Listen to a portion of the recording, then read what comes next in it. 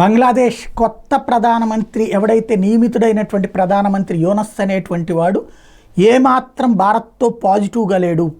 హిందువుల మీద దాడులు జరుగుతుంటాడేమో ప్రపంచ శాంతి దూత అవార్డు అయితే తీసుకున్నాడు. ఇచ్చిన వెధవల్ని చెప్పుచ్చు కొట్టాలా, ఎందుకంటే వాడు అక్కడ జరుగుతున్న హింసని ఆపడం వాడి వల్ల కావట్లేదు. అరాచకాలు జరుగుతూనే ఉన్నాయి. హిందువులని బలవంతంగా ఉద్యోగాల నుంచి రాజీనామా చేస్తుంటే సైలెంట్గా కూర్చున్నాడు. అక్కడ మతపరమైన వివక్ష జరుగుతుంటే ఏమాత్రం పట్టించుకోకుండా కథలు నడుపుతూ ఉన్నాడు. చివరికి ఏ స్థాయికి దిగజారాడయ్యి అంటే వీడు లేటెస్ట్గా అల్ ఖైదాకి సంబంధించినటువంటి అనుబంధ టెర్రరిస్ట్ గ్రూప్ అన్సరుల్లా బంగ్లా టీముకి సంబంధించినటువంటి చీఫ్ అని ఇప్పుడు తాజాగా వాడి పేరు జషీముద్దీన్ రహమానీ.